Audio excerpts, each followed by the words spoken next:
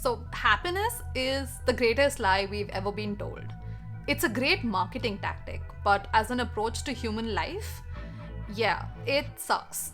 Here's why. The problem is that we've been told all our lives that we should pursue happiness. Now, that implies that happiness is like an endpoint, that if you check enough boxes on this imaginary checklist, you'll get happiness as this reward to enjoy forever. We're taught not to tolerate anything that doesn't fit in this narrow range of how we should feel. Unfortunately, that makes half of our emotions bad or negative.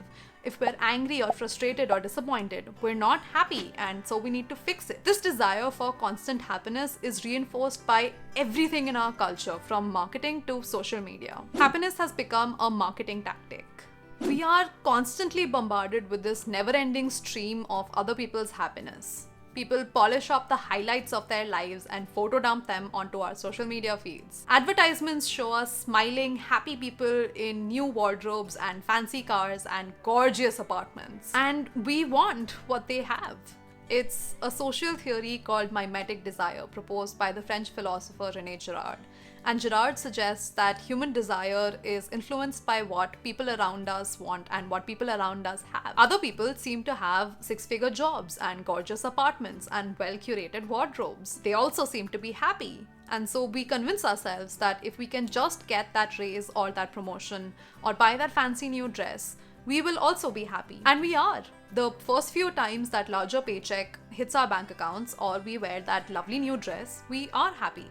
But then gradually over time, these improvements to our lives become our new normal and we find ourselves reverting back to our original moods. We aren't happy all the time. Now, this is because humans are remarkably adaptive, right? We have the ability to adjust really quickly to a negative event or a downgrade in our lives. But we also adjust equally fast to upgrades to our life. It's called hedonic adaptation. And it's the main reason why trying to chase happiness is so futile. There is no checklist that we can complete for eternal and permanent happiness. There's only going to be the next goal or next object to want. The alternative to happiness. So, what are we if we're not happy? Think of it like this. Instead of seeing happiness as this mountain whose peak we want to climb to, think of it as a butterfly that might alight in your garden. So instead of chasing that butterfly and trying to keep it imprisoned in your garden forever, try and improve the garden and plant more flowers so that it becomes this place where butterflies naturally want to come more often. To bring this metaphor into how we approach our life, the alternative to happiness is interest or curiosity or passion. These are things that can generally improve our sense of well-being and make it much more likely for us to experience moments of happiness. It's really hard to find constant happiness in day-to-day life. When I wake up at 5 in the morning to script a new YouTube video, I am not happy.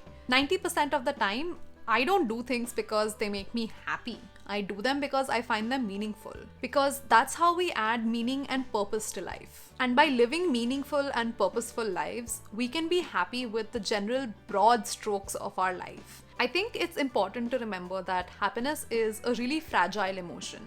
So fragile that even questioning its existence can cause it to break. Are you really happy? Has probably caused more existential crises than anything else. Except maybe hitting your 20s. So stop trying to be happy. Be other things instead.